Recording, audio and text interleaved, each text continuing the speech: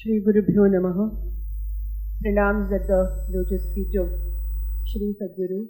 Pranams to Swamiji, dignitaries, co-panelists, great scholars assembled here, friends, colleagues, and young scholars. It gives me great pleasure to welcome you all to the 9th Annual Peace Conference organized by Sri Vishnu Mohan Foundation. The main title of the conference remains the previous one, Peace is Born of Justice. We have decided to continue with this topic as there emerged a general feeling that a lot has been left over to address in this rather huge and engaging topic. Let's remember that the topic at hand becomes an issue of prime concern in today's world where fresh war cries are heard almost every day. Despite this, the clan of philosophers who die on analyzing concepts, arguing for and against their favored theories, have failed to rise up to the occasion the situation demands.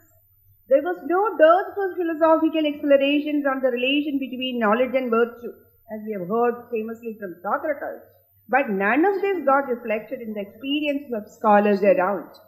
As Hegel has famously said, the owl of Minerva begins its flight only with the onset of dusk. Philosophers always emerge at the end, and they're always late. But this inactivism, which has been a common disposition of philosophers, is no more seen to be a virtue.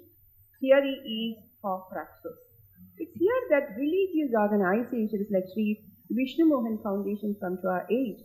When Sri Vishnu Mohan Foundation, just sharing with my co-panelists, stood up and bravely took initiative to organize annual peace conference, bringing practitioners of different religions close to each other, opening avenues for exchanging ideas, convictions, and even hard bonds that remain unhealed for centuries, it marked a history.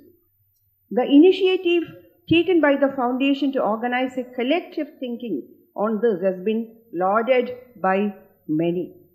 This initiative opened up great possibilities, for we could once again attend to the wounds born of religious or cultural or even ethnic assaults, however old they are, because retaining them as such would only make them more rotten and painful.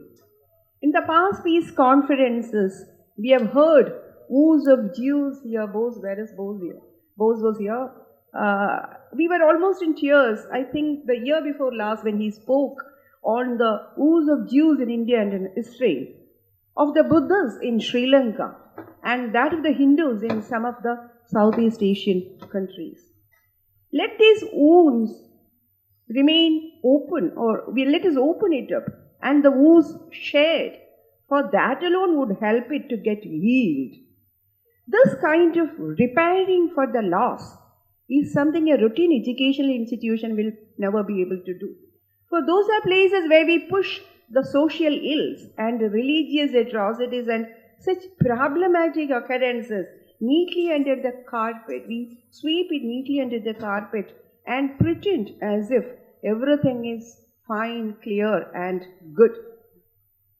I still remember some 15 years before, many academics used to twist their eyebrows and used to even devalue the activities of the foundation, as it was led by a religious organization, the Sri Veta, being led by a sannyasi when our Sadguru was alive. Friends, we live in a strange world where anything to do with religion is detested in public spaces and kept away from academic discussions. For religious beliefs are said to be the private concerns of the individual. So we were told ever since the virtues of modernity become prevalent during early 1920s. A.J. Ayer, a whole lot of philosophers have told that religion carry no propositional value. They are private beliefs and should be dealt in private spaces. But there is a paradox. On one we keep religious beliefs away from the formal desk, but it is everywhere. Wars are fought in the name of religion. So this is the global scenario. But when we come to the Indian scenario, things are even worse. Here, anything to do with religion is not only private, but even considered as harmful and dangerous to the society. Those who are academics sitting here would pretty well remember how delicate and vulnerable we feel when religious issues are brought to the formal desk. So I think independent India has picked up the wrong lessons on secularism. Or probably we need to redefine secularism as befitting the Indian context.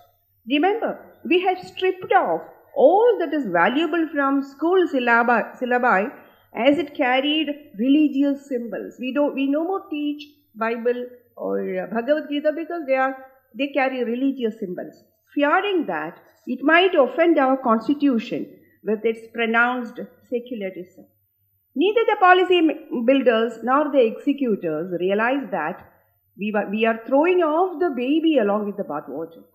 We must realize that we can neither undo the major roles religions habitually played in our individual and social lives, particularly in the Indian context. As Swami Vivekananda said, here the only language that we understand is the religious language. Everything has to be spoken in religious language in order to get across the other. Nor can we strip off the religio-cultural factors that provide a platform for individuals' authentic existence or authentic living. In fact, if you ask me, we are a bit late now in providing an Indian version of secularism. In India, by secularism, I guess, we do not mean suspending religion, but rather permitting the individual to continue with her existing religious beliefs without causing any damage or challenge to the other. As Akhil Bilgrami rightly points out, he is a leftist writer, but nevertheless, his insights are sometimes valuable. That this version of secularism was in practice here in India since time immemorial. We were basically secular, but the Indian version of secularism. The religious other. Look at the Kerala scenario. Since 1st century AD, we have been living a secularist lifestyle.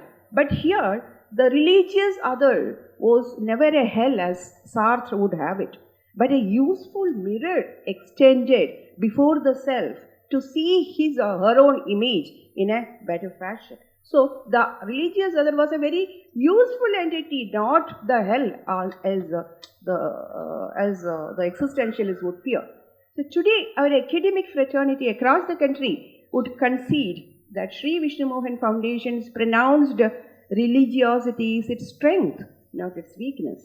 This reunion, which I think is one of the greatest contributions of the foundation, the marriage or the remarriage brought between religion and philosophy, something which can happen only here.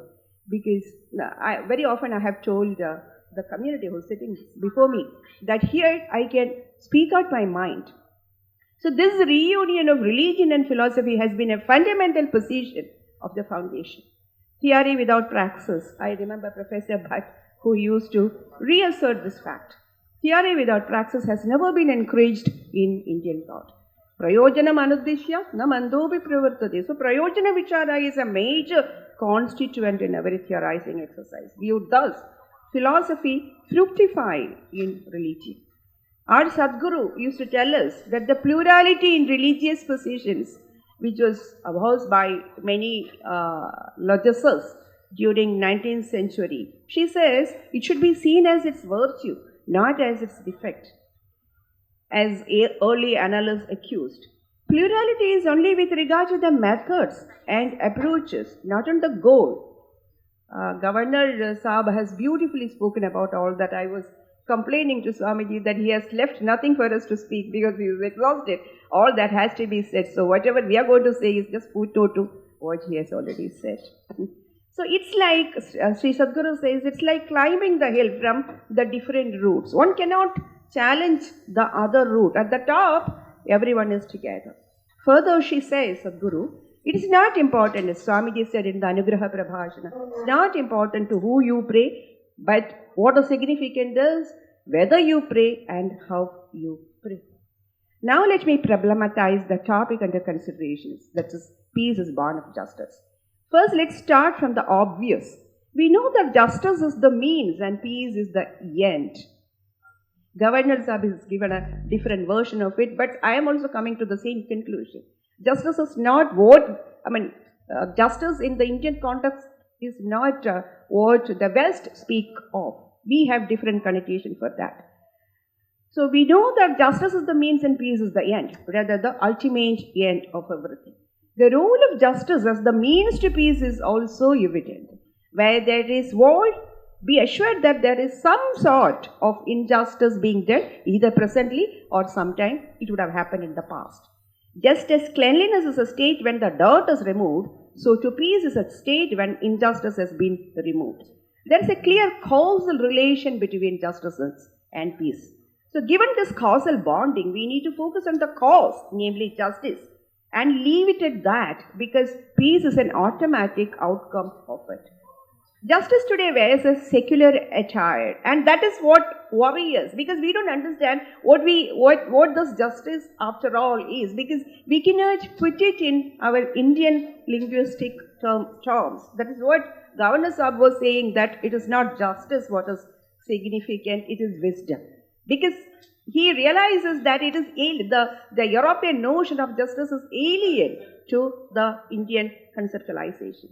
So justice today wears a secular attire and is often confined to the nation state and its functions. A modern state is expected to ensure equal justice to all its citizens, thus ensuring justice has become the exclusive responsibility of judiciary. So justice and ensuring justice is the responsibility of judiciary and other constituents of a government, a responsibility partly shared by its lower organs of the government, but the individual has nothing to do with it. She is kept away from either conceptualizing or executing it. Here we go wrong, as Governor Sahib again indicated. In fact, we need to turn the table around. Let justice be the prime concern of individuals. By shifting the responsibility of realizing justice from government to individuals, by turning the table around, we will open doors for exploring the deeper metaphysical implications of justice. Inviting the individual to be at the center stage, we are going to open metaphysical possibilities for conceptualizing it. In Indian thought structure, justice gets rolled up with obligations, dharma. When dharma is performed in its best fashion, justice prevails both at the individual and social realms. The dharma, I am giving a version of it. Dharma has two layers, the social and the metaphysical. I would prefer to call it as the apara and the para versions of dharma. The apara, the empirical version, speaks about how social justice can be brought about by the administrators at different levels, at the kingdom, at the village governance, and even in the family governance. This is all the apara versions of dharma. The Dharma Sutras deal extensively on this, and they are texts that are to be revised contextually, since the roles of the members keep changing as time changes. But the para, the metaphysical version, is static and permanent. But here too, there is dynamism, in the sense that it appeals to the individual according to the level in which she is in. If the aspirant is at the lower level, her dharmas are different when compared to a Jivan Mukta. The apara version of dharma lies in fulfilling the responsibilities ordained by the scriptures to all social institutions, starting from family. Varieties of obligations have been specified. I am not getting into the detail of it because we have extensively discussed it in yet another conference that the foundation organized, that is the Karya Akarya seminar, where Lord, in that conference, things were made very, very clear. Tasmad Shastram Pramanam De Karya Akarya Vyavasthito, where Lord says that let Shastra be the text of ordinance to determine what is the Karya and the Akarya seminar. So this is to do with the apara version of justice or dharma. But let me just quote Sadhguru. I am not going to detail that. But let me just quote Sadhguru, who calls upon the individual to ponder over before taking up an act. Before taking up every act, he says, you will have to ask these questions to yourself. There are 4 options. Why are you taking a particular action? First, you may say that I like to do it. Here clearly one is succumbing to one's lower emotions, and the decision is led by your emotions. Second, it is the right thing to do. You might say that I want to do it because it's the right thing to do. Here, you are succumbing to a set of norms passively. And of course, this is a better version than the former one, but still you are at a lower level. The third option is that you may say that you do it for the welfare of others because the people around you would like to do that. Definitely you are again ascending to a higher level because you are able to look beyond your limited self. But the fourth option, she says, is the best. And the fourth is that I do it because it's a command issued by God and I offer it to Lord. And this is precisely what Gita Kara, Lord Krishna, also says in Bhagavad Gita. So this submission to Lord's will, something underscored in the later Vedanta traditions as well as by Gita Kara, has several merits in it. Here, the Kartrutva and the Bhoktrutva are totally removed from the agent despite the fact that she remains as the agent. As a result, as Gita says, despite being the active agent, you remain inactive. The confidence, I presume, will look into how the Apara and the Para versions of justice in the Indian textual tradition and how it brings about peace. Regarding the reinterpretation of Dharma, Dharma too, like the scientific theories, has its core and auxiliaries. I am reminded of philosopher of science, Lakatos, who died very young, at the age of 40. He speaks about how to keep examining the scientific theories. He says that there are the core theories and the auxiliary theories. And he says that when you value the core theory and you want to preserve it, but nevertheless it is in conflict with other theories, what you should do is, you should change the auxiliary theories. The same thing can be done when you want to reinterpret the Apara versions of duties or obligations, or what you call the Yuga Dharma. Mahabharata, beautifully, His Excellency has spoken about how Mahabharata redefines Dharma. And Lord Krishna is a mastermind who, lays his hand and gives us a model. Of course, we can't follow him because he is a mastermind. What he does, we cannot do. But then there is a model as to how to redefine Dharma according to the changing times.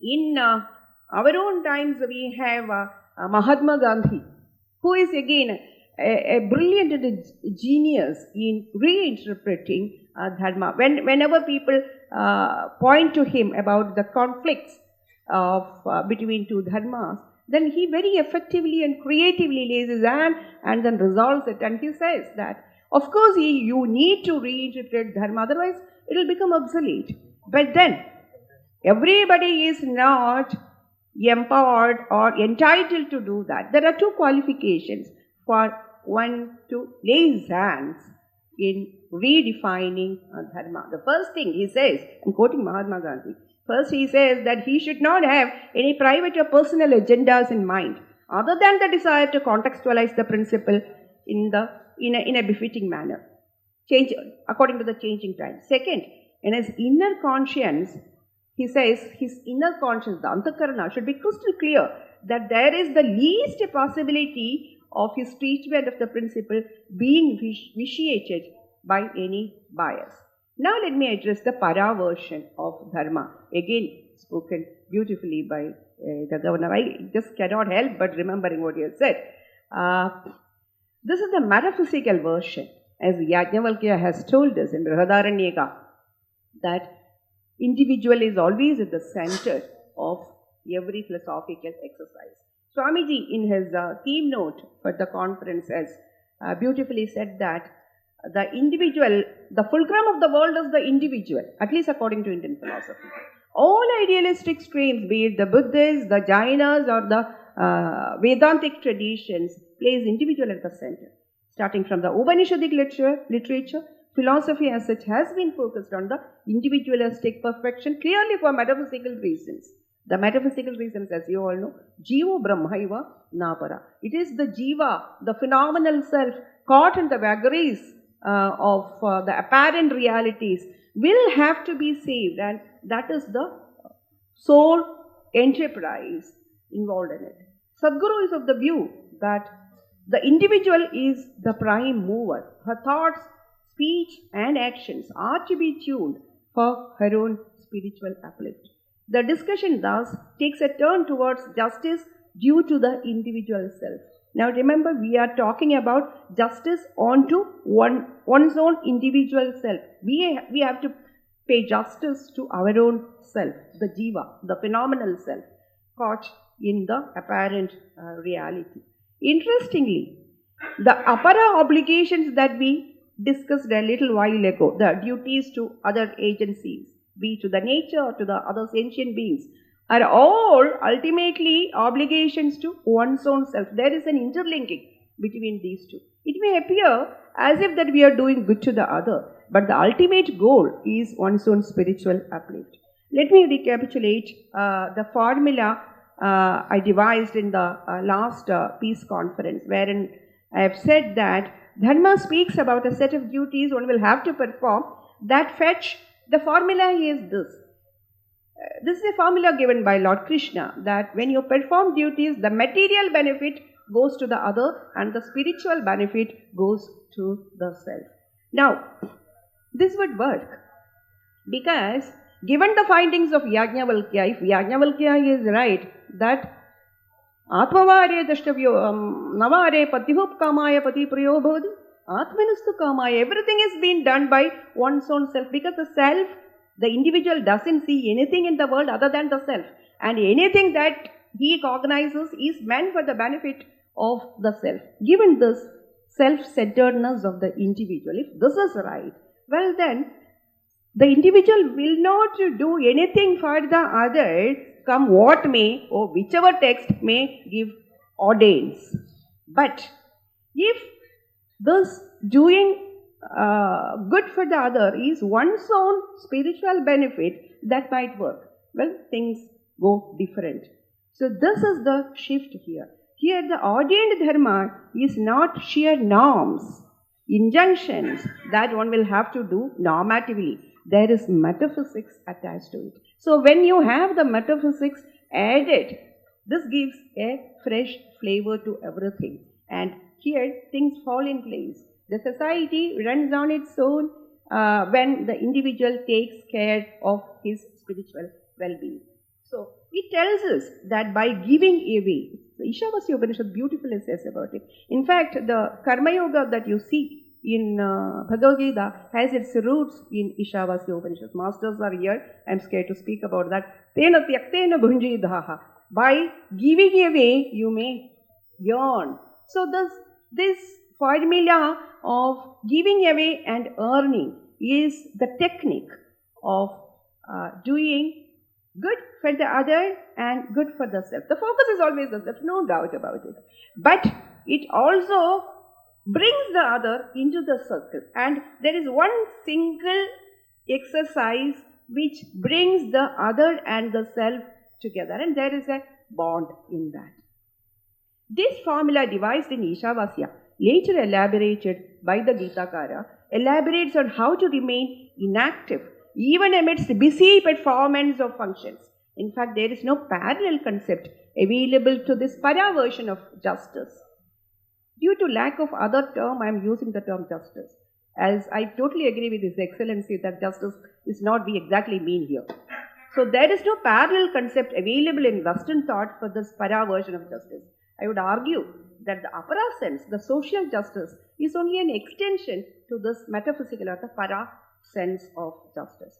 While the West still struggles wondering how to eradicate the huge inequalities that you witness in the world at the macrocosm, Indian theories account it on the theory of karma.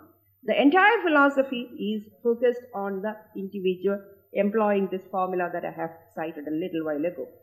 So the individual will have to ponder over how she can use the world as a field of activity for her spiritual uplift, which also uplifts the society parallelly. So the ever-enlarging self of an aspirant will also naturally prompt her to be just towards the other, every other, including the nature. As she climbs the stairs, her responsibilities are increasing. At one point, she finds herself as participant in the executive of controlling the whole of the cosmos. And she will not be able to bear the fact that the other, who by now is being realized as her extended self, is subjected to suffering. There are beautiful anecdotes in Ramana Maharshi's life, but I have no time, how he sees every other as his extensions. The conference would deliberate upon this para version of justice, justice to oneself, exploring the text and providing fresh interpretations of it. Interpretations by everything. Everything lies in the interpretation. As Abhinava Gupta says, Urdho Aruhya Eda Ardhadatvam Dhihi Pashyadi Shrantim Avedi. And everything is already been Padam Tada Adhyai Parikalpidana Viveka Sopana Parampara. The justice towards the self and the other in place, peace should be automatically brought about. So peace is the ultimate spiritual goal of the individual during her life. A peaceful mind is unperturbed, like ripples. In the second chapter, Gita Kara speaks about the Sthita Prajna. The Sthita Prajna Lakshana gives every definition about peace. Like rippleless water, deep and composed. Prajnana Ghana, as Vasubandhu, early Buddhist Yogacara thinker says. According to Sri Sadguru, peace has its origins in the careful thought, speech and actions of the individual. In the age of Kali, a coordination between these three, the thought, words and actions, is what is needed. Leading a simple life. By simple life, I don't mean wearing khadi or showing off that you are simple. The simplicity is an inner simplicity. It is at the cognitive and the cognitive levels where you have a synchronization of the three faculties that you have. And as His Excellency said, benevolence is a disposition of a peaceful state of mind. The above mentioned version of peace is its positive version. There is also the negative version where peace is the absence of war. When there is glaring difference and dominance of the strong over the weak, turbulence ought to emerge. Heidegger calls upon the whole clan of philosophers to be the watch guards. He says the job of philosopher is to critically watch the concealed forms of power plays and selective use of translations. See, the language symbols are common, but then I be selective in using this language and you be the watch guard of the selective use of translations from the symbols available. In brief, a peaceful living is one where the individual is empowered to lead an authentic life. We have given a series of topics. I have another 5 minutes or my time is done? So I'm not going to read out the topics that we have. We have around more than 9 topics that speakers can cover, and speakers are also drawn from various areas with an aim to have a wholesome understanding of the concept at hand. We are not purely a theoretical or academic community. Some are pure theoreticians, a group that comprises of academics from different disciplines like philosophy, English literature, Sanskrit literature and so on. Some are executives like my co-panelists, and others are also cultural critics, and there are also members from the NGOs who take pragmatic approach to the problem at hand. In the last peace conference, we heard beautiful experiences of the NGOs on this. I wish you all a great conference experience, and I'm eager to listen to your feedbacks at the end of the conference, letting us know where we flawed and where we gained so that we can improve. Swasti Rastu. Thank you.